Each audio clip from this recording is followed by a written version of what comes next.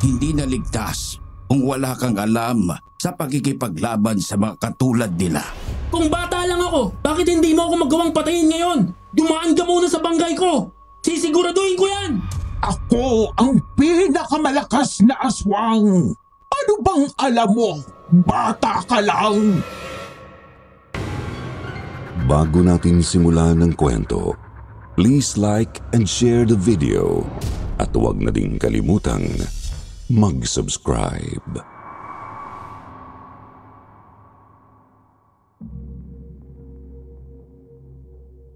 Minsan sa buhay, hindi natin maiiwasang sundin ang nais natin kahit hindi tayo sigurado kung ito ay tama o mali.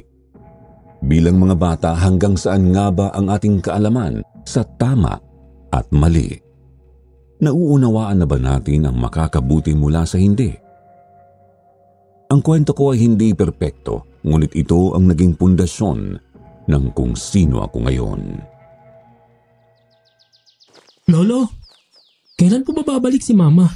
Ay nako, hindi natin alam kung kailan.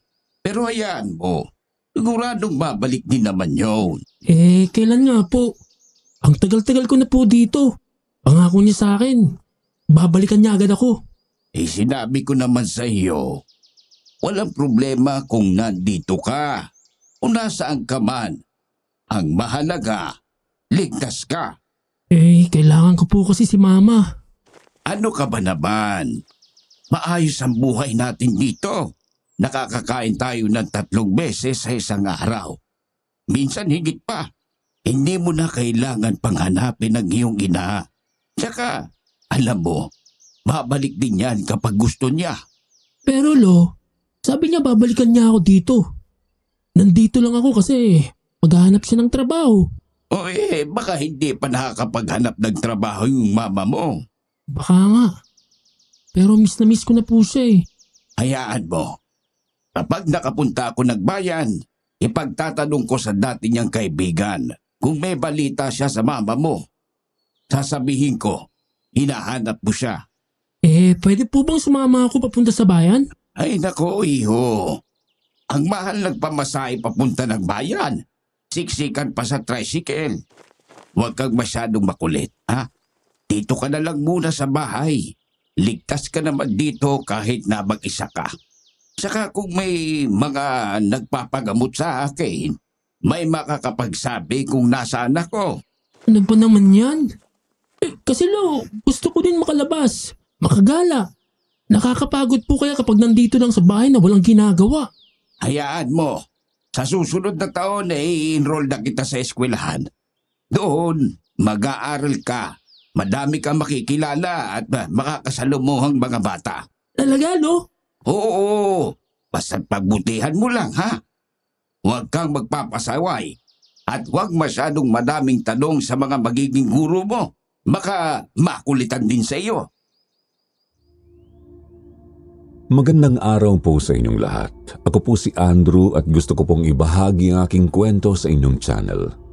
Ito yung kwento ng pagkabata ko na masasabi kong sobra kong ipagmamalaki. Minsan kapag kinikwento ko ito sa mga anak at apo ko, hindi sila naniniwalang totoo itong nangyari sa akin. Kaya kayo na lang po ang bahalang humusga. 7 taong gulang ako noon nang iniwan ako ng aking ina sa aking lolo. Ngunit ang kwentong ito ay nangyari noong 15 taong gulang na ako. Hindi ko nakilala ang aking ama simula pa nang magkaisip ako. Naiwan ako sa aking lolo sa malayong probinsya habang ang aking ina ay bumalik ng Maynila para magtrabaho at masuportahan ako. Ngunit kahit isang beses, hindi naman siya nagpapadala sa akin. Noong una hindi malaman ni lolo kung ipapasok niya ba ako sa paaralan o hahayaan na lang niya akong matuto sa bahay. Bukod kasi sa malayo ang eskwelahan sa amin noon, walang matandang maghahatid sundo sa akin. Kung si lolo naman sigurado akong mahihirapan siya, lalo na kung araw-araw ang pasok at maaga ang lalakarin namin. Palagi pa niyang sinasabi na delikado para sa akin ang mag-isa, kahit na noong una, hindi ko naiintindihan kung bakit. Lo, Bakit po ba sinasabi niyong delikado para sa akin dito mag-isa? Hindi naman po ako aalis ng bahay. Alam mo, iho, marami kang hindi pa naiintindihan. May mga bagay dito sa baryo na hindi dapat na pinagsasawalang bahala. Ligtas ka rito hanggat kasama mo ko. Lo, ano po bang ibig niyong sabihin? May mga masasamang tao po ba rito? Hindi lang basta tao, Andrew. May mga nilalang na masama at hindi mo sila dapat na sukatin sa panlabas nilang anyo. Sa murang edad ko, hindi ko lubos na naintindihan ang mga pahiwatig ni Lolo. Ngunit habang tumatagal, unti-unti kong nararamdaman ang bigat ng kanyang mga sinabi. Sa tuwing aalis siya ng bahay para manggamot ng tao, palagi niyang sinisiguradong sarado ang lahat ng bintana at pinto ng aming kubo. May mga palatandaan siyang inilalagay sa bawat sulok, mga halamang gamot na hindi ko maintindihan kung para saan. Bibo at makulit akong bata. Palatanong ako at palakwento sa lolo ko ng mga bagay na nakikita at napapansin ko. Kahit minsan ay napapagod si lolo sa katatanong ko, hindi niya ako sinasaway. Pinapaliwanag niya sa akin ang mga sagot niya, kahit paulit-ulit na. Ang lolo ko kasi magaling sa maraming bagay. Kilala siya bilang isang tanyag na albularyo sa lugar namin. Hindi lang basta sugat o simpleng sakit ang kaya niyang gamutin. Minsan pa nga kahit mga nakagat ng aso, ahas o kahit na ano pang uri ng hayop na may laso ng laway, nagagamot niya. Maraming sakit ang kayang pagalingin ni Lolo, pero hindi lang yun ang kanyang talento.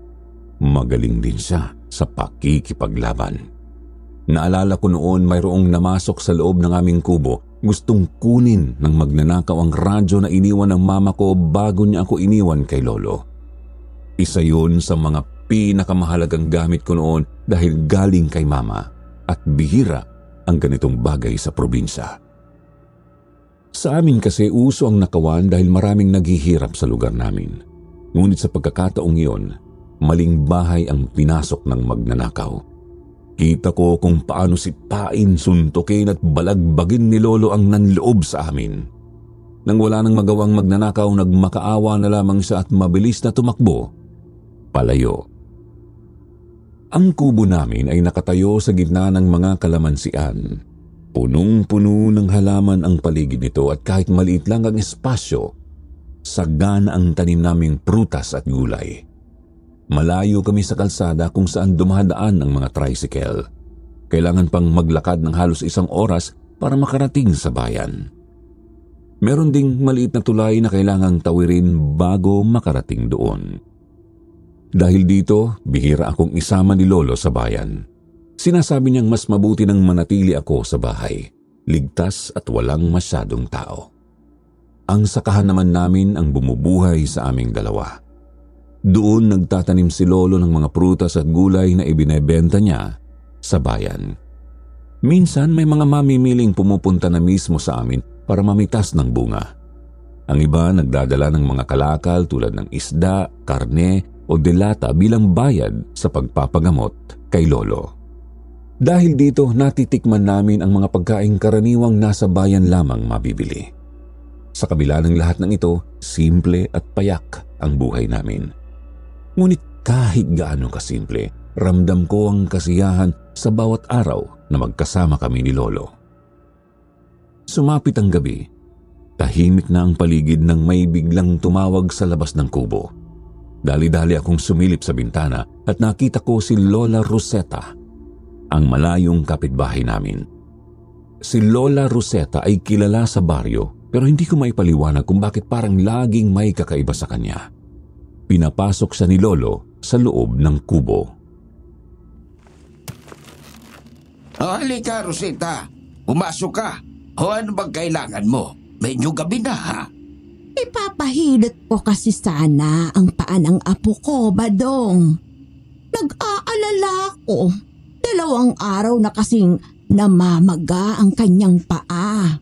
Ay hindi ba siya din yung tinawas ko nung 1 linggo? Napapadalas yata ang pagkakasakit mo.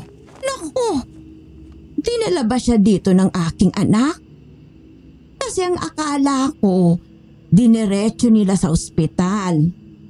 Siguro hindi mo siya agad napagaling. Humihina ka na yata ng pagtatawas, Badong. Nako, ay nagkataon lang siguro na hindi kayang madala sa tawas ang sakit niya. Ano naman bang problema ngayon? Nagbasketball kasi siya at natapilok. Kaya naman namaga ito. Yun nga lang, sa gabi lang sumasakit ng sobra. Baka naman nakatapak siya ng nuno sa punso. Ano bang pinagsasasabi mo? Di ba, Lolo? Sinabi niyo po na kapag sumapit ang 6 at may nanakit sa'yo tapos hindi mo masyadong nararamdaman sa araw. At sa gabi naman ay sumusobra. Ibig sabihin nun, nakaapak siya ng nuno sa punso. Ay naku, bata ka. Halika nga rito. Nang masimulan na natin yung paghihilo. Sinimulang hilutin ni Lolo Badong ang paa ng batang nabalian habang naglalaro ng basketball. Apo siya ni Aling Rosetta at kahit abala si Lolo sa paghilot, hindi ko maiwasang mag-isip sa sinabi ni Aling Rosetta na tila hindi na raw napagaling ng tawas ni Lolo ang batang nasa harapan namin. Napaisip tuloy ako kung humihina na nga ba si Lolo sa kanyang ginagawa. Bata pa ako, ngunit naiisip kong balang araw ay maaaring ako ang pumalit sa kanya bilang albularyo. Alam kong marami na siyang naituro sa akin. Marunong na akong magbasa ng mga palatandaan, gumamit ng dahon ng saging sa paghihilot at kahit mga bulong na Latin, natutunan ko na rin. Ngunit sa kabila nito, hindi pa rin ako binibigyan ng pagkakataon ni Lolo na manggamot mag-isa. Parang lagi siyang nagdadalawang isip kung kakayanin ko ba ang responsibilidad. Matapos ang paghihilot ni Lolo, nagpasalamat si Aling Rosetta at ang kanyang apo. Nagpaalam sila dahil gabi na rin. Sinundan ko sila ng tingin habang papalayo hanggang sa mawala sila sa paningin ko. Habang papasok kami ni Lolo sa loob ng kubo, napansin ko ang isang malaking aso sa labas. Sa una, inakala kong yun ang aso ni Aling Rosetta na sumunod sa kanila. Ngunit nang tiningnan ko ng maigi, may kakaiba akong napansin. Namumula ang mga mata nito, parang nagbabaga. Natigilan ako at biglang kinabahan. Agad akong tumakbo papasok at mahigpit na humawak sa kamay ni Lolo. Hindi ko agad sinabi sa kanya ang nakita ko. Baka kasi namalikmata lang ako, kaya minabuti kong manahimik muna. Pagpasok sa loob, naging abala si Lolo sa pagliligpit ng mga ginamit niya sa paggagamot. Tinulungan ko siya ngunit hindi ko pa rin mapigilan ang mag-isip tungkol sa nakita ko sa labas. Kaya naman hindi ko na rin napigilang magsalita. Nga pala, Lo. Alam mo bang kaya ko nang manggamot? Bakit hindi nyo nalang sabihin sa akin lahat tungkol sa pagiging isang albularyo? Para naman ako nang pumalit sa inyo. Masyado ka pang bata, iho. Hindi naman basta ang pagiging isang albularyo. Ang isang katulad mo ay mahilig pa sa paglalaro sa mga kaedad mo. Ang panggagamot ay dapat buong puso at dapat seryosohin. Binatilyo na kaya ako, Lo. Tsaka nanonood naman po ako sa tuwing nanggagamot ka. Alam ko kung paano nyo ginagawa ang pagtatawas. Alam ko din po kung anong sinasabi nyo kapag binubulungan nyo ang daon ng saging na gamit na panghilot. O mabuti naman kung ganoon. Pero hindi pa rin ako kumbinsido na kaya mo ang responsibilidad ng panggagamot o ang pagiging isang albularyo. Ang isa pa, hindi lang panggagamot sa may mga sakit ang tungkulin ng isang katulad ko. Bakit, Lo? Ano pa po bang ginagawa ng isang katulad nyo? O ng isang albularyo? Huwag nyo sabihin, Lo, na lumalaban din kayo sa mga aswang? Ay nako, sa panahon ngayon ay wala nang ganoon. Hindi na uso yung mga aswang-aswang na yan. Susunod, huwag kang maniniwala kung hindi mo nakita ng dalawang mata mo. Hindi ba ikaw po ang nagsabi sa akin noon na may mga aswang? Tinatakot niyo lang po ba ako? Parang gano'n na nga. Napakakulit mo kasi. Halina at matulog na tayo. Pasado ng gabi.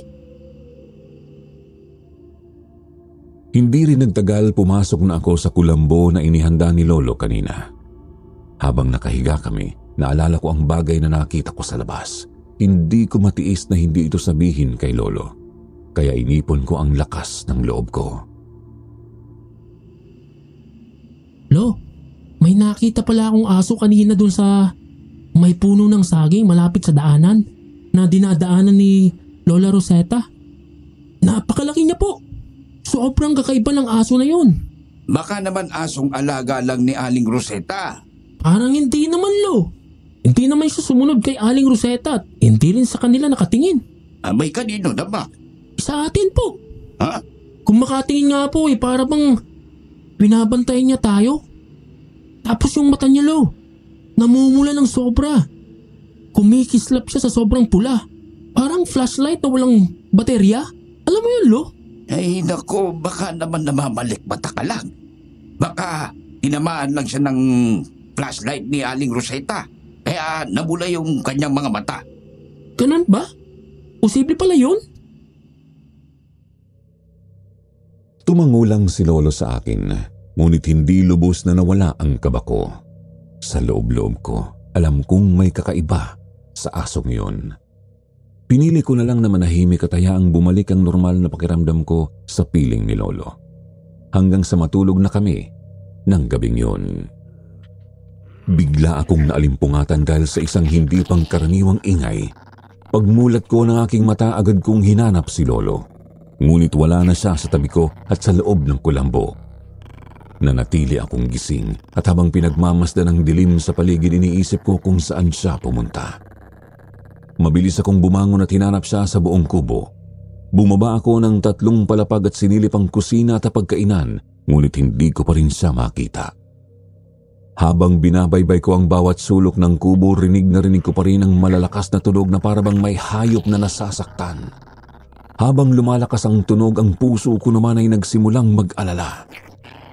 Dahil sa aking pagiging usyoso at takot, sumilip ako sa bintana. Doon ko nakita ang isang malaking aso na inaatake si Lolo. Napansin ko kung paano sila nagpapalitan ng atake at depensa. Napapaatras si Lolo at halata ko sa mga galaw niya na medyo nadudulas ang mga paa niya. Ang asong yun ay malakas at kitang-kita ko sa galit nitong mga mata na walang takot at handang manakit.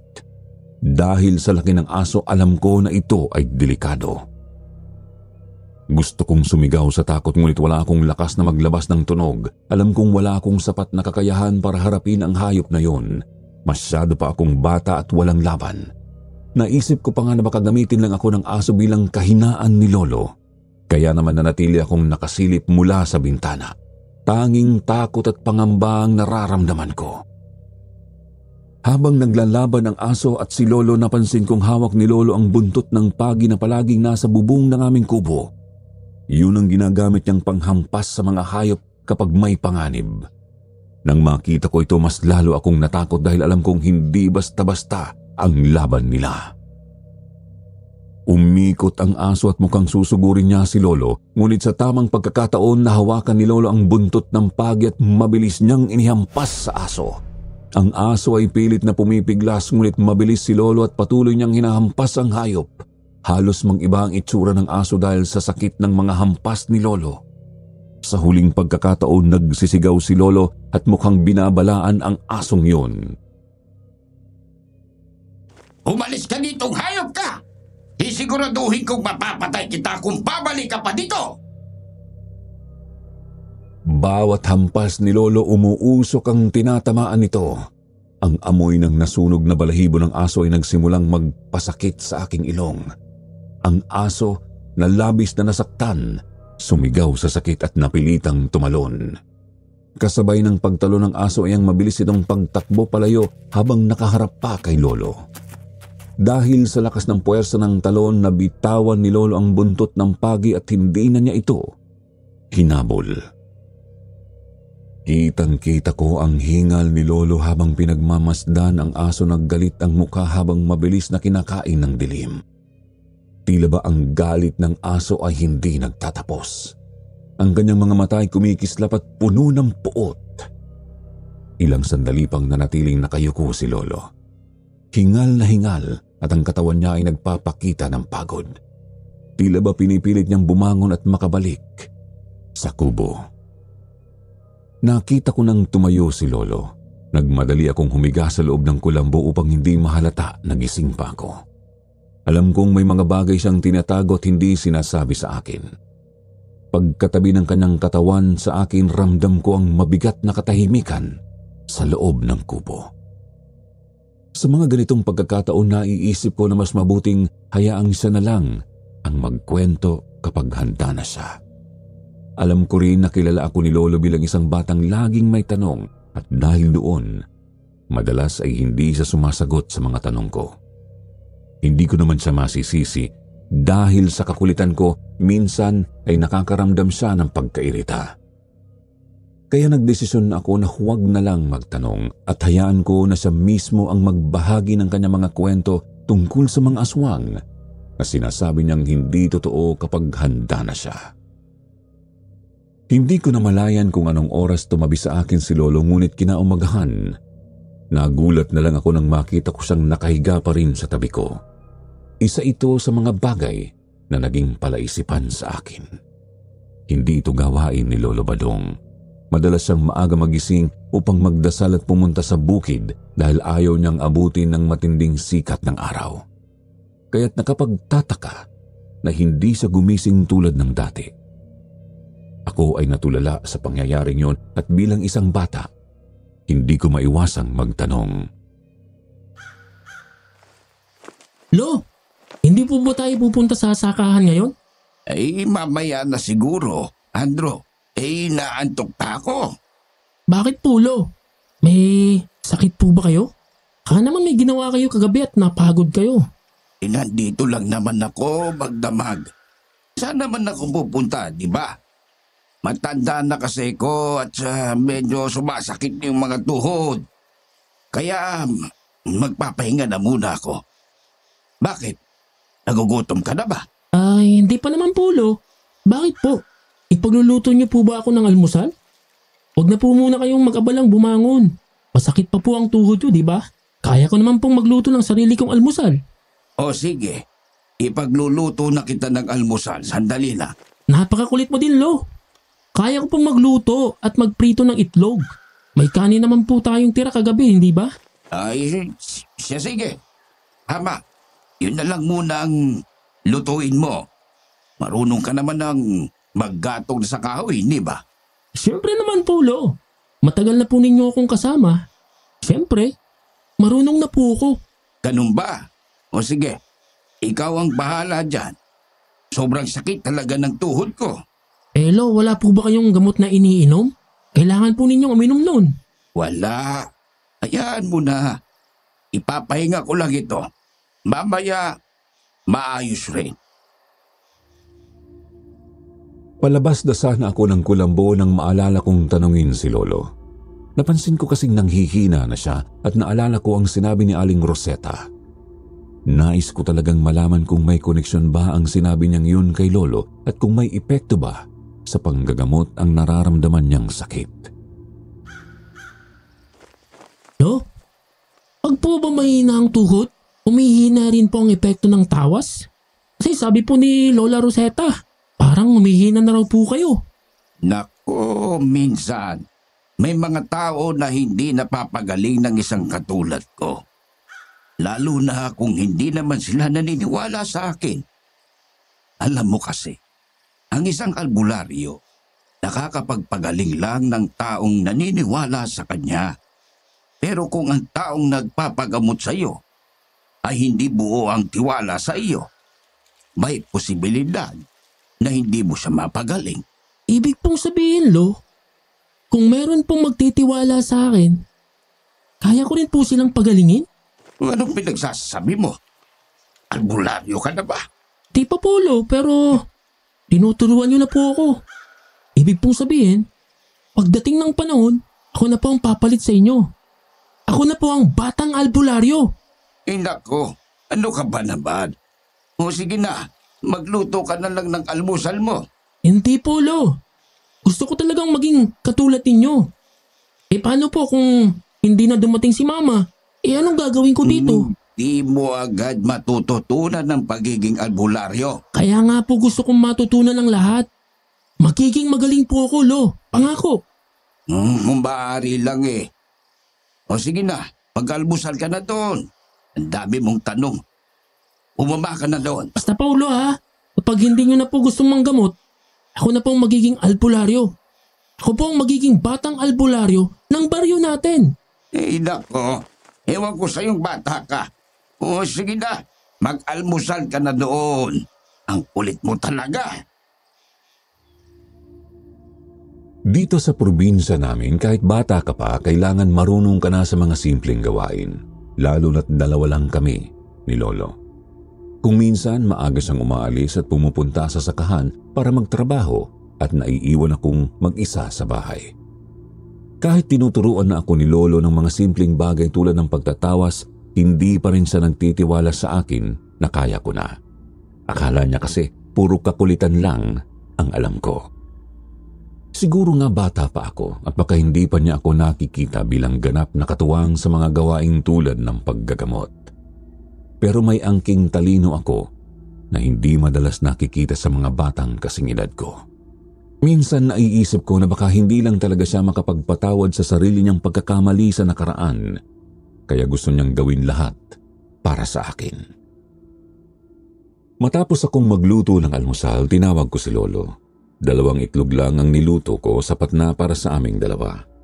Sinabihan ko siyang kumain na para kahit papaano ay maibsan ang sakit ng tuhod niya. Alam kong matigas ang katawan ni Lolo dahil sa mga taon ng pagtatrabaho sa sakahan, pero hindi ko gustong magdusa siya. Nang magtanggi siyang bumangon, nagsimula akong mag-alala.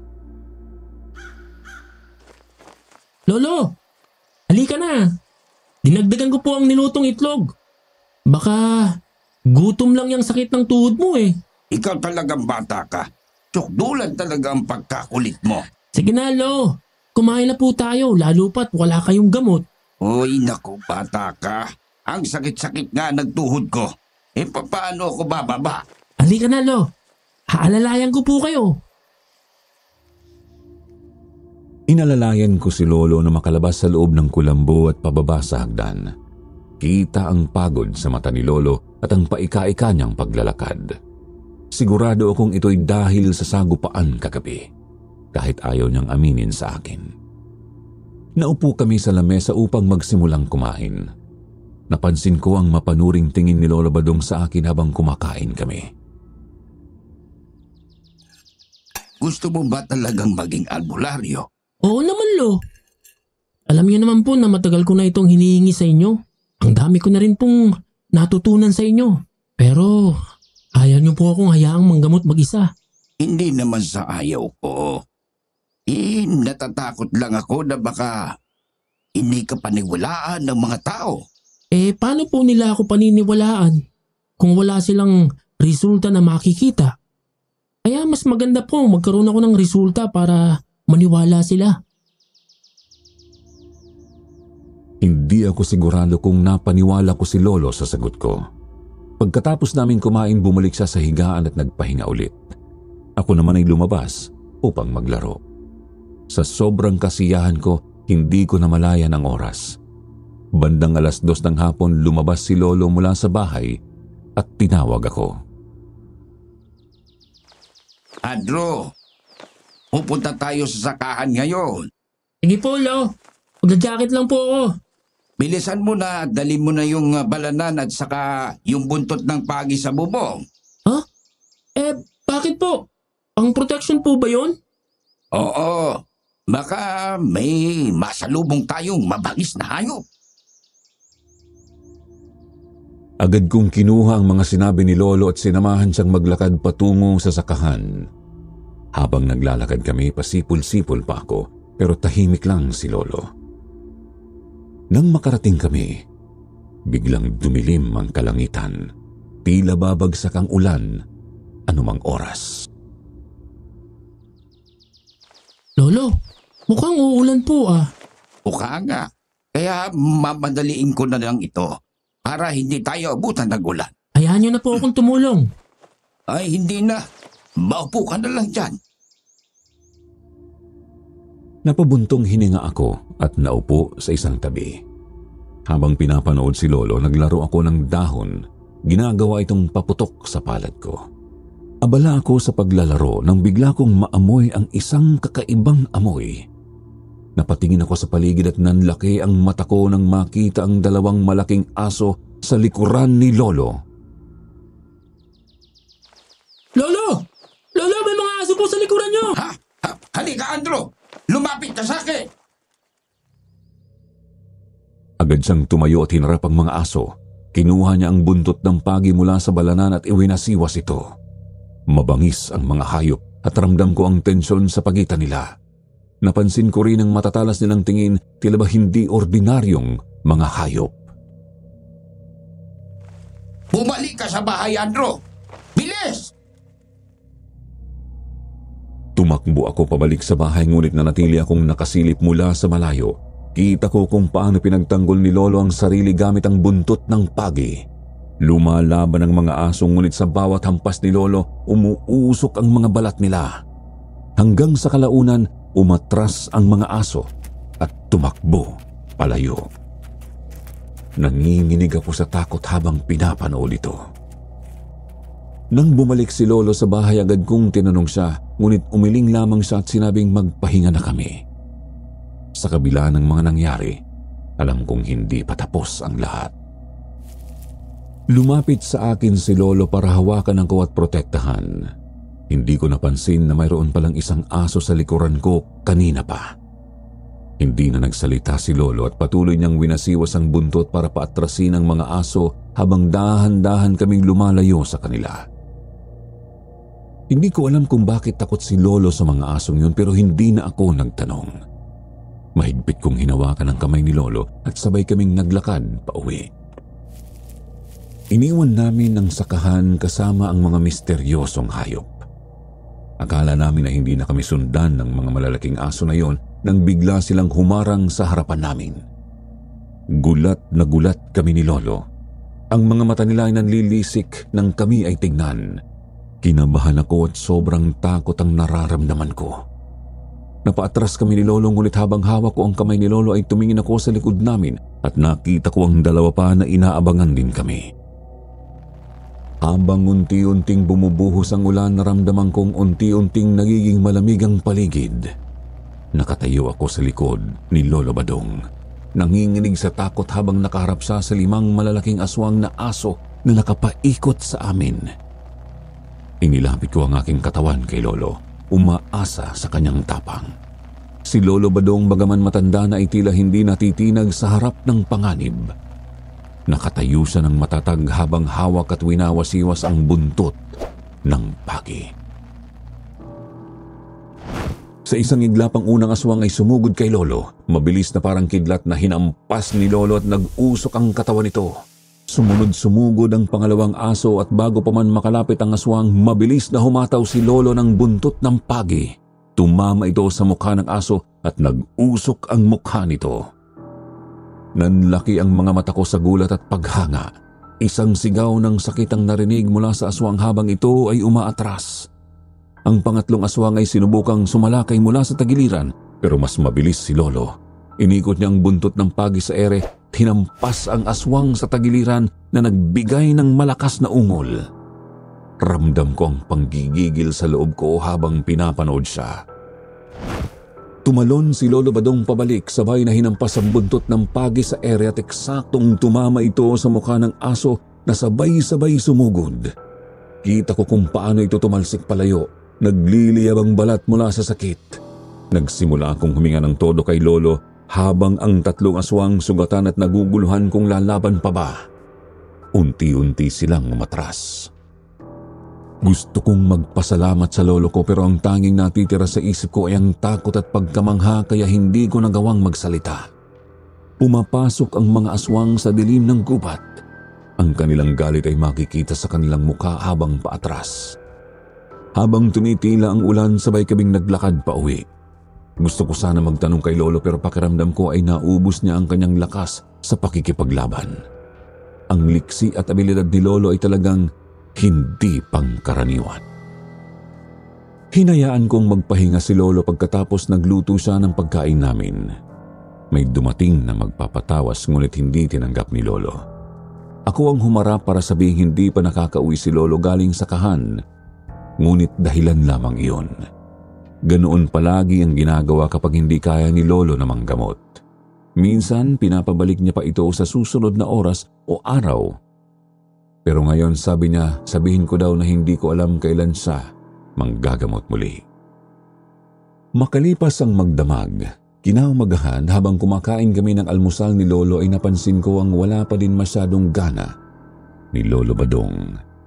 Halatang pagod siya at masama ang pakiramdam. Lo, matanong ko lang, ang mga asong nakasalubong natin kahapon, ano pong uri ng hayop sila? At bakit nyo kinakausap? Di ba aswang ang tawag sa kanila? Isang uri sila ng mga aswang. Madami kasing uri ng mga aswang. Umaatake sila kapag gusto nilang kainin ng kanilang nakikita. Gusto nila tayong kainin kahapon, Lo? Basta, nakakatakot sila. Kaya kailangan tayong mag-iingat. Anong gagawin natin kapag bumalik sila? Gagamitin natin ang buntot ng pagi. Proteksyon yon sa mga ganitong sitwasyon. Kailangan nating manatiling alerto kasi ako ang hadlang sa kanila. Pero paano mo sila nahahadlangan? Kasi napapatay ko ang mga kasamahan nila habang umaatake sila. Alam ko na aswang sila, ngunit hindi ko akalain na pumapatay talaga si Lolo ng ganoong uri ng hayop. Nagulat ako na sinasabi ito ni Lolo sa akin ngayon, ngunit mas nagulat ako sa sumunod niyang tanong. Ikalawang tanong na ito sa akin ni Lolo kaya pakiramdam ko may pag-asa na ipasa sa akin ni Lolo ang pagiging isang albularyo. Gusto mo ba talagang maging albularyo, Andro? Oo naman, Lolo. Alam mo namang gustong-gusto ko yun, hindi ba?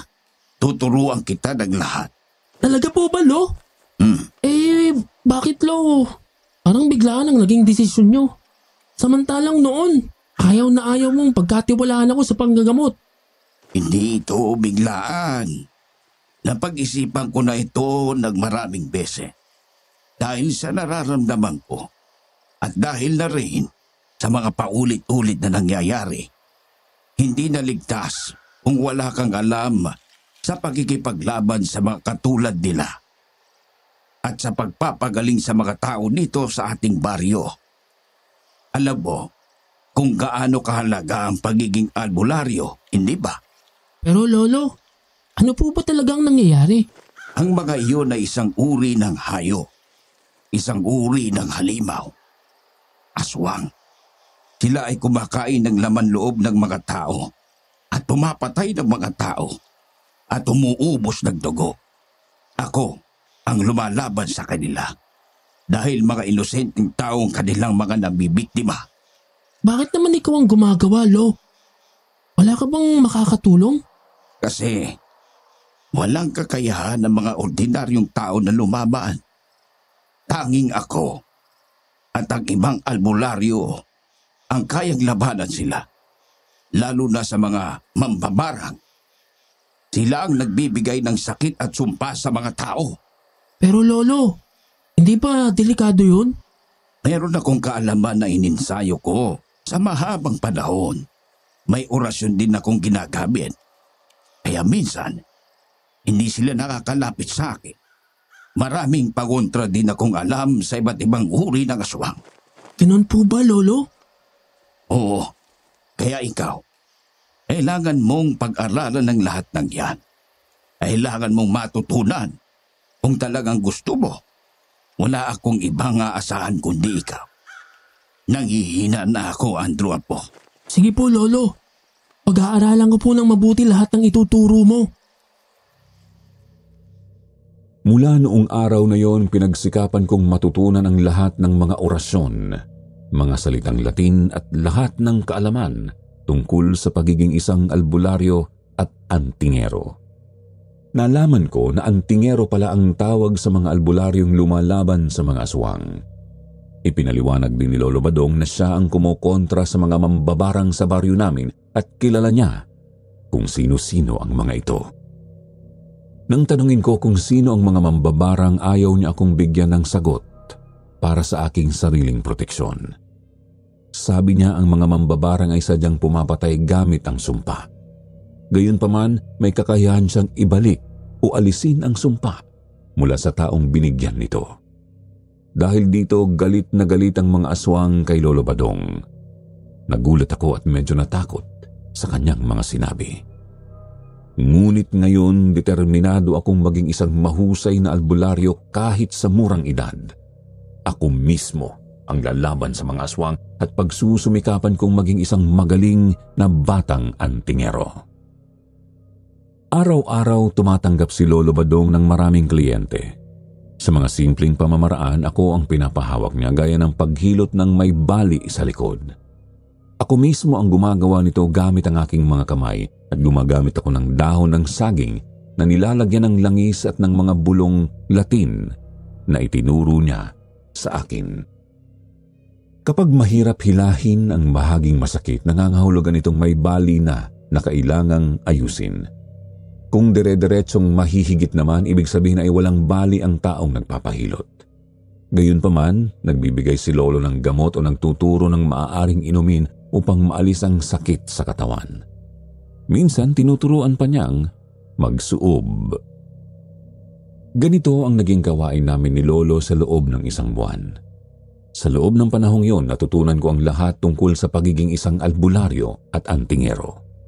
Kung lalaban kami ni Lolo Badong, mas malakas at mas mabilis na ako sa kanya. Yun nga lang, bata pa ako. Nasa 15 anyos pa lamang.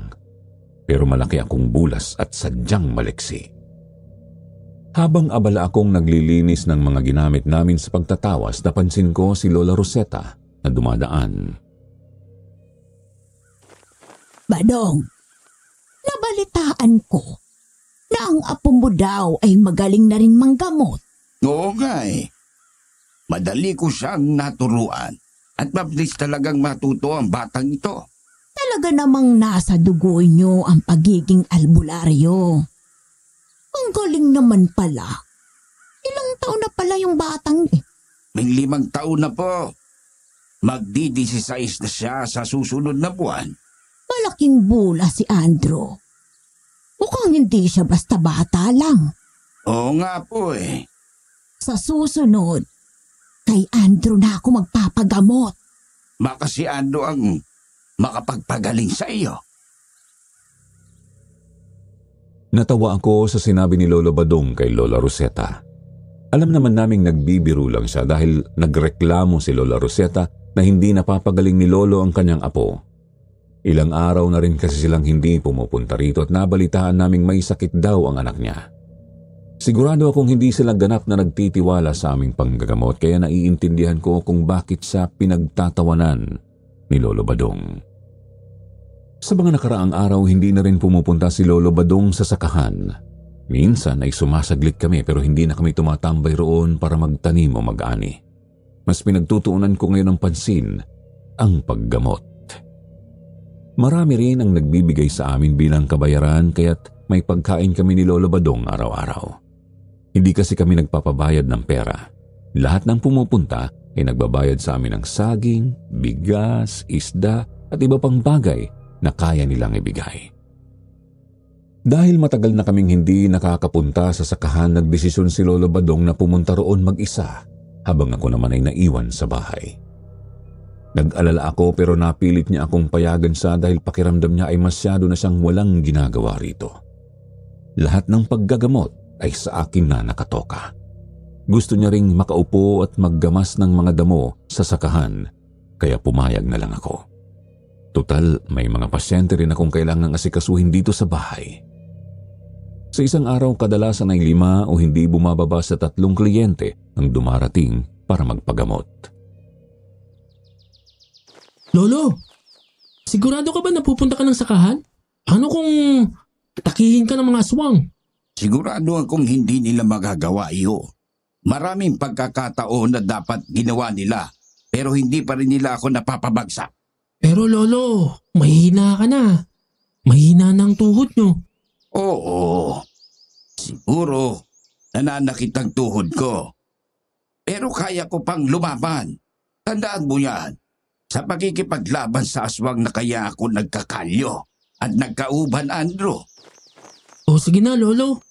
Basta kung sakaling magkaroon ng problema, pumito ka lang ng malakas ha. Pitulo ha. Nasa leg mo lang. Oo da. O sige. Umito ka lang din kung sakali ha. O sige, Lolo. Mag-iingat ka ha. Hindi naman malayo ang sakahan kaya medyo nakaramdam ako ng ginhawa. Yun nga lang hindi ko siya matanaw mula sa aming kubo. Nasa dulo siya ng maliit naming lupain. Habang nagliligpit ako ng mga gamot at halamang gamot na itinuro sa akin ni Lolo Badong, napansin kong magdidilim na pero wala pa rin siya.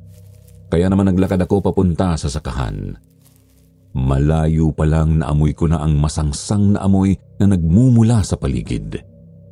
Kailangan kong harapin ang sinumang aswang na makakasalubong ko.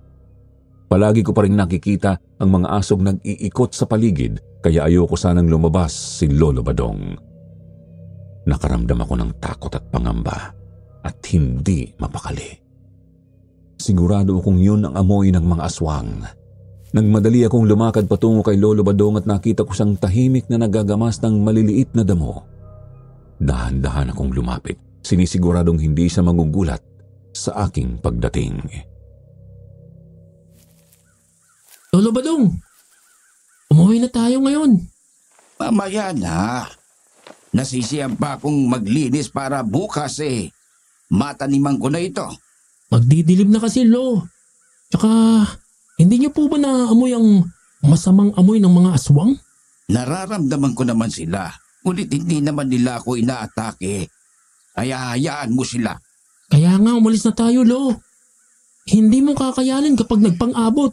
Mas mabuti lang umiwas. Hayaan mo na sila. Sigurado kung hindi nila kayang makalapit. Dahil mas masasaktan ko sila. Ano ba naman yan, Lolo? Bakit kasi ang tigas ng ulo nyo? Paano kung hindi nyo kayanin? Paano kung bumigay ka habang nakikipaglaban? Kaya ko. At sigurado akong mas magaling ako sa iyo pagdating sa pagkikipaglaban. Napakatigas talaga ng ulo mo, Lo. Siyempre. Sa akin ka naman nagbana Natawa na lamang ako sa banat ni Lolo at ganoon din siya. Habang patuloy siyang naggagamas, nakaupo ako sa tabi niya habang siya ay nakaupo sa maliit na bangkito. Amoy na amoy ko pa rin ang maalinsangang amoy ng mga aswang at talagang hindi nila kami tinitigilan.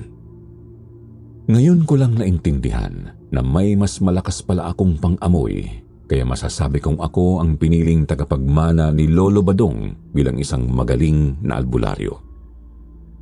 Tumayo si Lolo, ngunit hawak niya ang kanyang likod at halatang nahihirapan na siya. Naaamoy ko pa rin ang presensya ng mga aswang sa paligid, ngunit hindi sila lumalapit o umaatake. Nakauwi naman kami ni Lolo Badong ng maayos.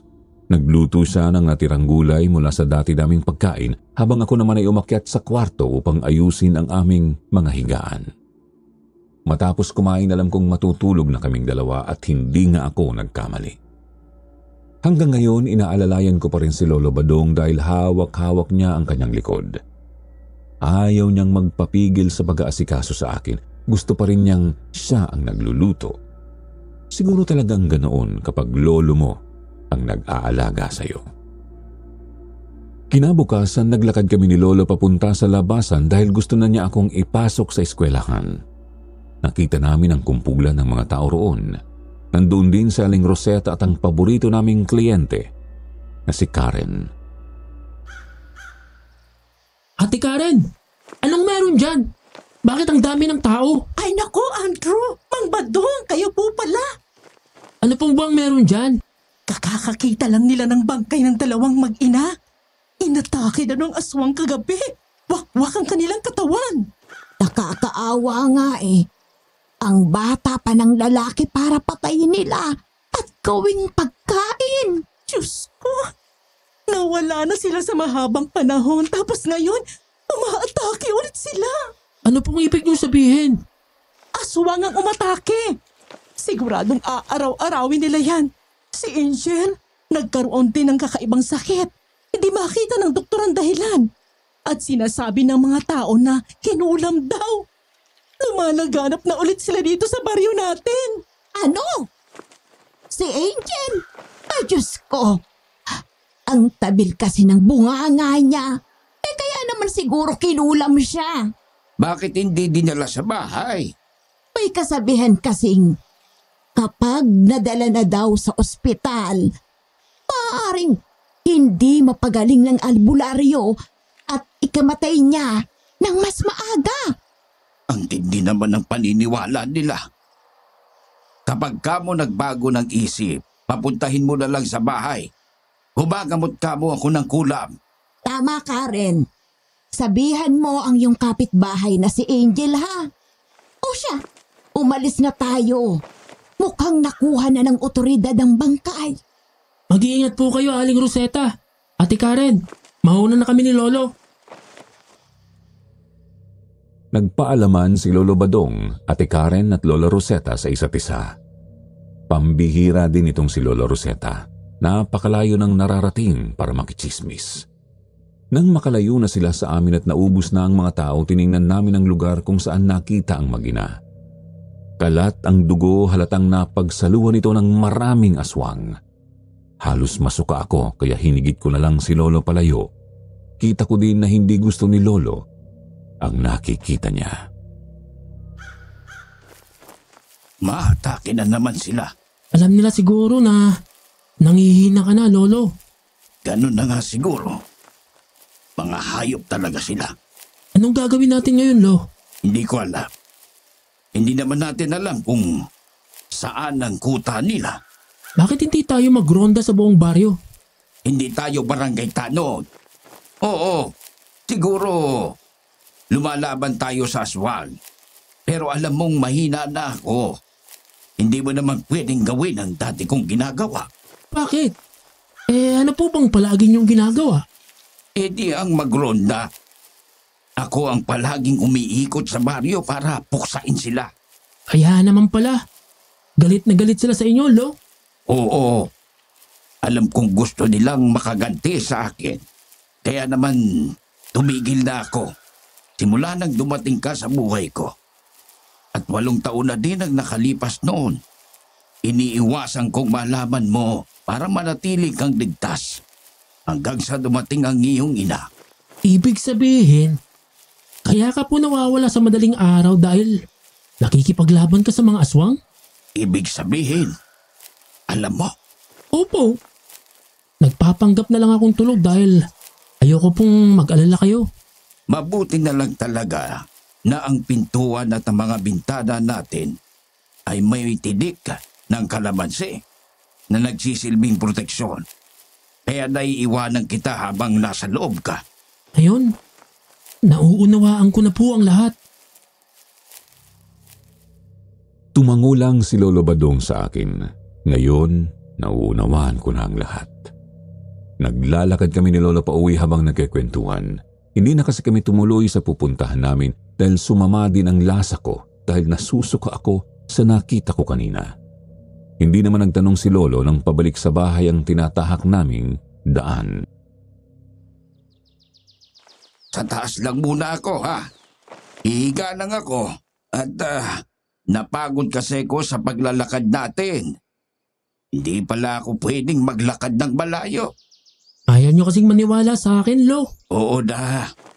Ama ka ng bata ka. Lo, ang mga aswang ba ay may reyna? Oo. Sa palagay ko, ang pinakamalakas na aswang na lang ang natitira. 3 sila, kasama ang alipores niya. Pero 5 ang umatake sa atin nun, hindi ba? Napatay ko ang 2 noong nakaraang gabi. Naabutan ko silang sasakbaling ka. Kaya naman ginamit ko ang tirador dyan sa likod mo. Lahat pala ng nakasabit sa bahay na to ay magagamit sa mga aswang? Itong nakasabit sa pinto, Lo. Ito ang palatandaan ko na may kalaban ka kapag nawawala ka sa gabi. Wag mo nang tanungin. Yan kasi ang nagbibigay ng lakas sa akin. Siguro yan ang anting-anting mo, no, Lo? Ay nako, ikaw na bata ka. Porket madami ka nang alam sa mga tinuturo ko. Ganyan ka na magsalita. Natawa na lang ako sa sinabi ni Lolo. Sobrang dami niyang itinuro sa akin, pero ni isang hiyas o anting-anting ay hindi man lang niya ako binigyan. Hinayaan ko na lang siyang magpahinga. Wala namang kliyente ang pumunta o nagpagamot sa akin ngayong maghapon, kaya nakapagpahinga rin ako. Inaral ko na lang ulit ang mga nakasulat sa papel na binigay niya sa akin noong tinuturuan pa niya ako. Nakapasok naman ako ng ikalawang baitang, kaya kahit papaano marunong akong magsulat at magbasa. Matalino rin akong bata kung ikukumpara sa mga kaedad ko. Mas mabilis akong natutong magsulat at magbasa. Sabi ni Lolo sapat na yun para hindi ako masabing mangmang ng mga tao. Kinabukasan, hindi makabangon si Lolo. Sumobra na raw ang sakit ng kanyang paa at likod.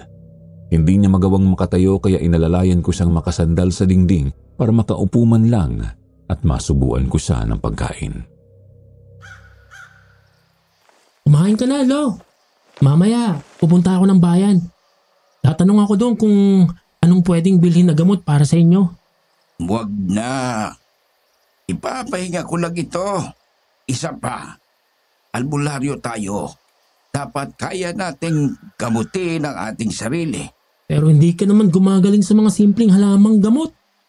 May nilagang luya dyan na makakatulong sa pangamaga ng mga laman mo, Lo. Nanakit pa din ang inyong paa. Hindi man lang gumagaling kahit nakailang inom ka na. Kaya nga, hayaan mo na. Hindi ako tumatangkilik sa mga produkto na gawa sa doktor.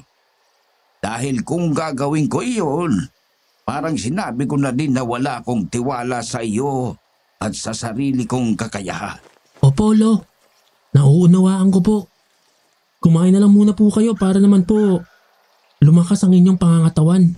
Inumin niyo din po itong luyang dilaw na nilaga ko. Pinago ko na, baka kasi umepekto. Tapos, hihilutin kita mamaya. Sinubuan ko si Lolo hanggang maubos niya ang kanyang pagkain. Malakas naman siyang kumain kahit hindi napilitin. Pero kitang-kita ko rin na nanghihina na siya. Araw-araw ko siyang hinihilot sa paa, likod at sa kahit saan man masakit. Pero ganoon pa rin, tila walang pagbabago. Iba't ibang halamang gamot na rin ang pinainom ko sa kanya, ngunit wala pa ring epekto. Patuloy pa rin ang pagdaing ni Lolo sa sakit na marahil ay dahil na rin sa katandaan. Gusto ko sanang bumili ng gamot para sa kanya pero ayaw niya.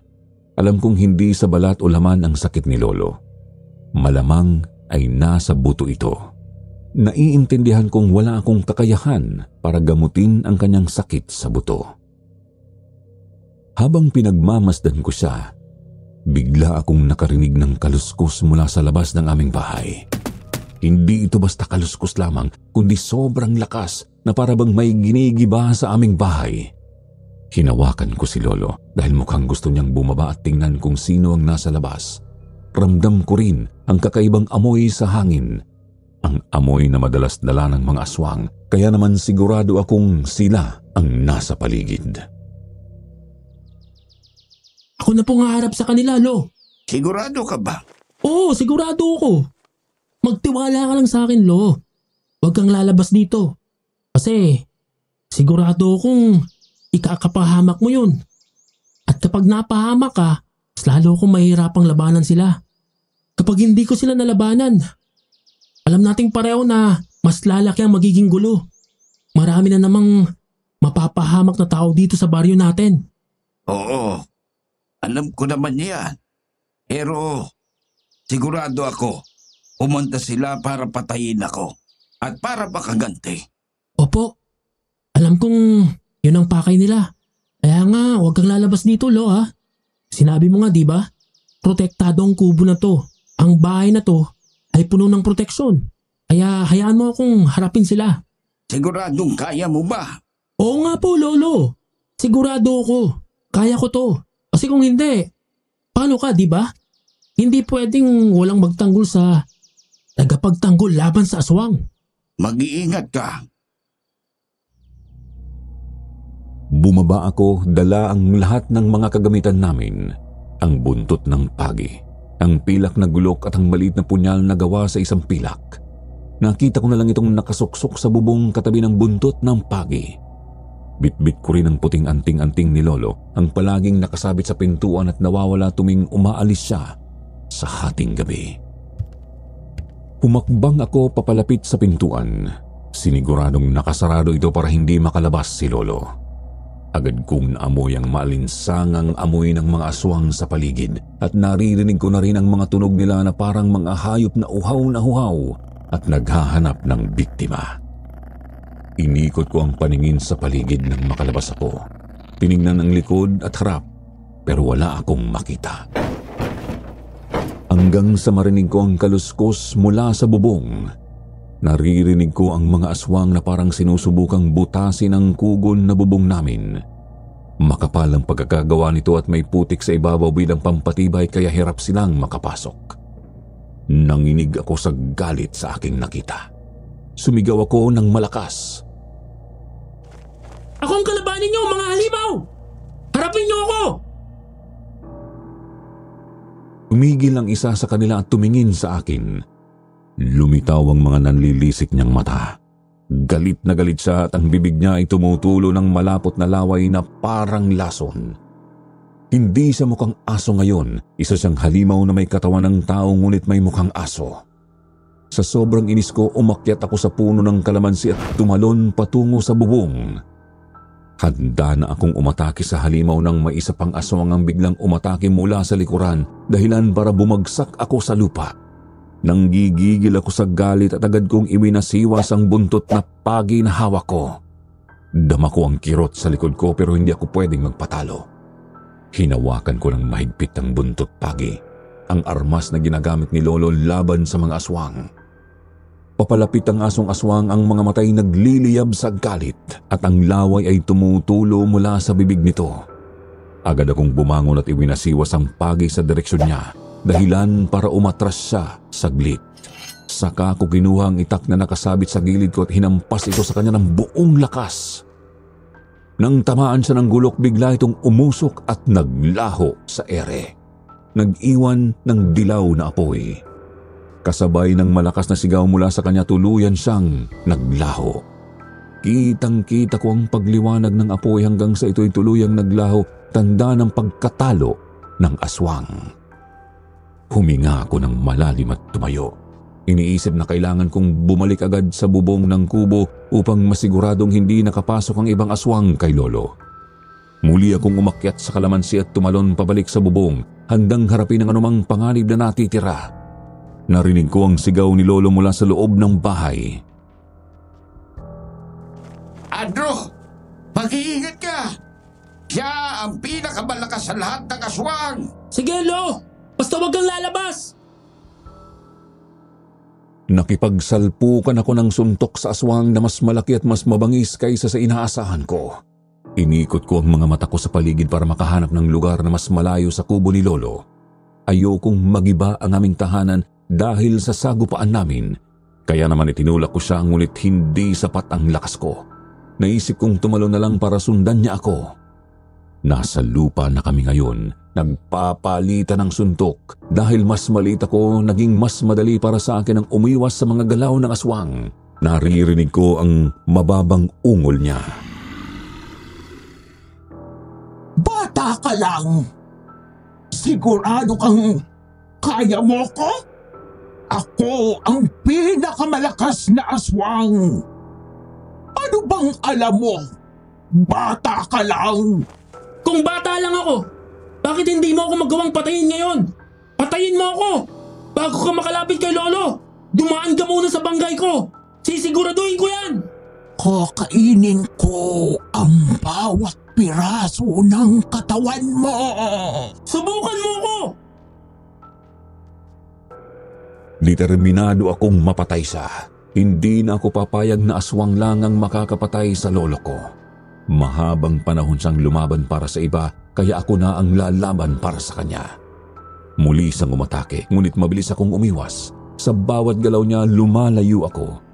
Iniwasan ang bawat hampas at pagkilos niya. Matulin ako at patuloy na naglalaro sa paligid niya. Hindi ko alam kung gaano pa ako tatagal pero sisiguraduhin kong lalaban ako hanggang sa huli. Isang mabilis na sipa ang ginawa ko sa ulo niya. Halos para na akong lumilipad sa bawat talon ko, tulad ng palakang tumatalon sa gitna ng laban. Nang napaatras ko siya dahil sa lakas ng sipa ko, biglang bumalik sa isipan ko ang kinuha kong puting anting-anting mula kay Lolo. Naramdaman ko ang kakaibang enerhiya na dumadaloy sa katawan ko. Parang may dumagdag sa lakas ko dahil sa anting-anting na ito. Napalunok ako sa sorpresa at tuwa. Siguro nga dahil kay Lolo kaya ang lakas ko ngayon. Pakiramdam ko kaya kong tapatan kahit ang pinakamalakas na aswang sa harapan ko. Tumayo ako ng mas matatag. Hindi ko pinapahalata ang kaba sa dibdib ko. Inayos kong maigi ang anting-anting sa aking dibdib. Huminga ng malalim at muling humarap sa aswang. Nagngangalit ang aswang, ngunit kitang-kita ko ang bahagyang pagdadalawang isip sa mata niya.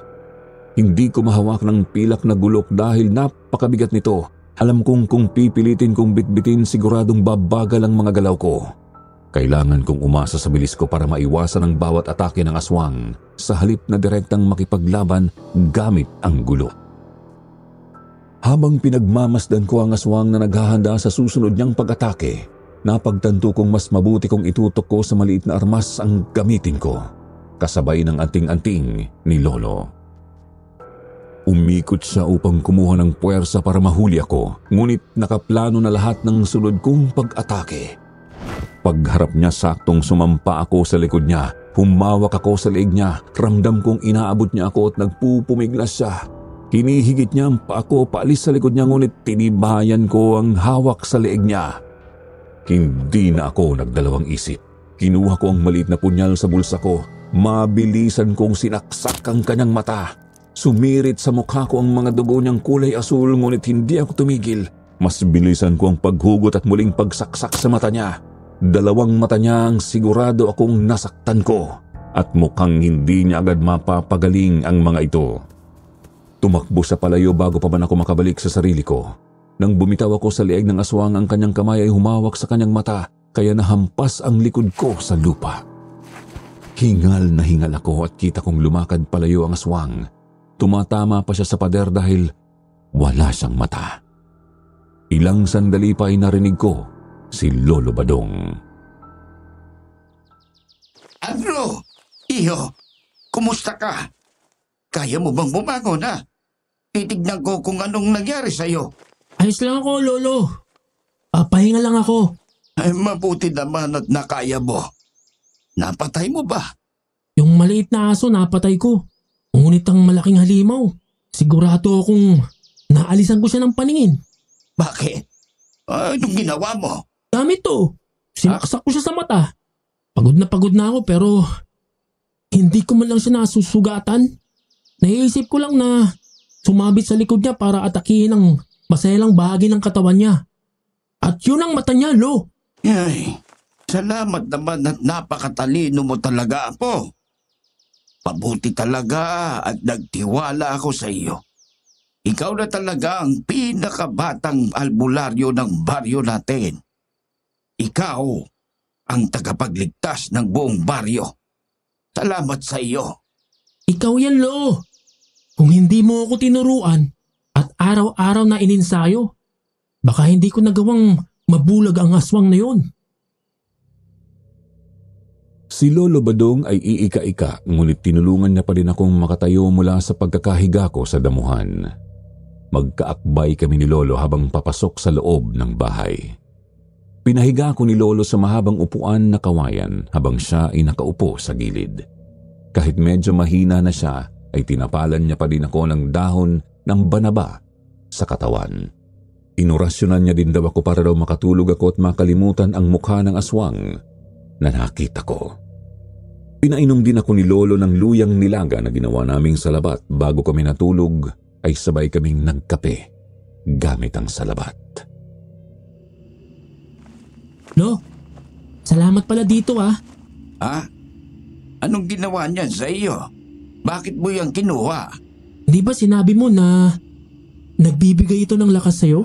Oo, pero hindi naman yan anting-anting tulad ng sinasabi mo. Ano po ba ito? Ang alam ko, anting-anting talaga to. Lumakas ako nang nasa dibdib ko ito nakasabit. Bata ka.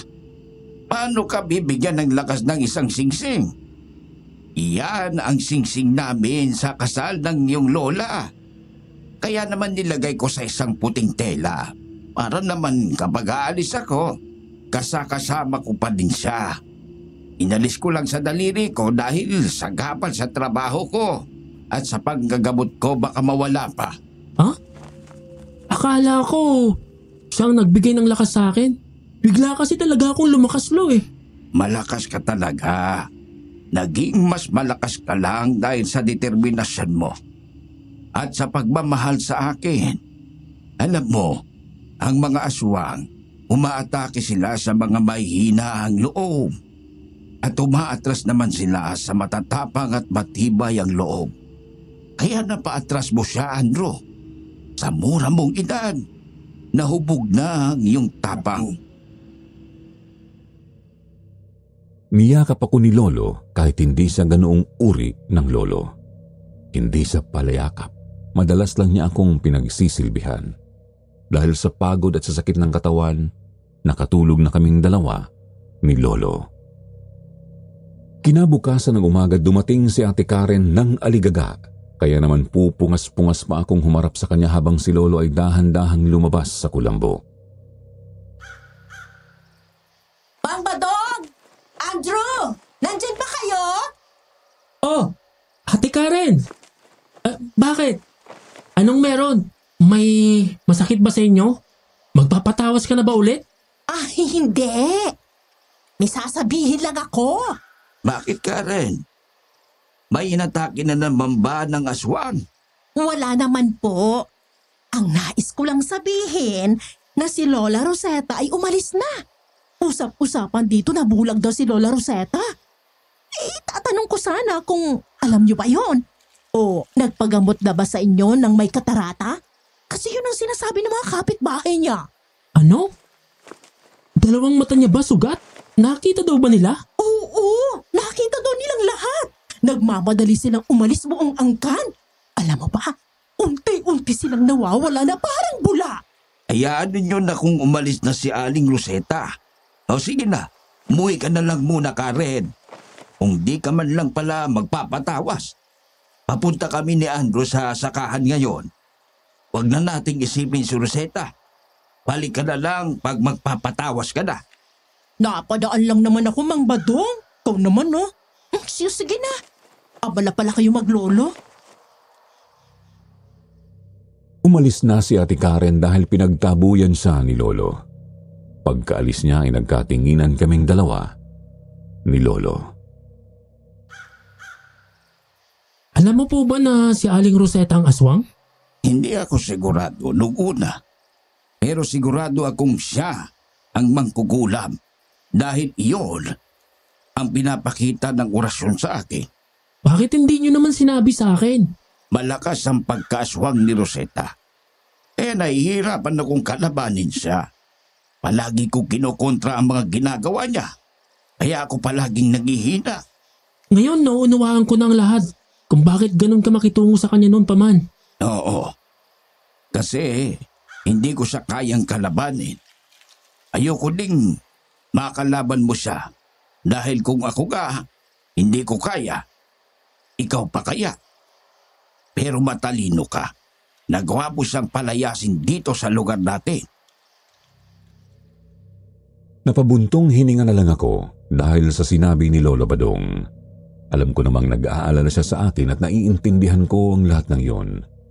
Kahit ako ay mag-aalala kung siya ang nakalaban ng malakas na aswang tulad ni Lola Rosetta. Mabuti na lang at umalis na siya sa aming baryo. Naging tahimik ang baryo namin dahil doon.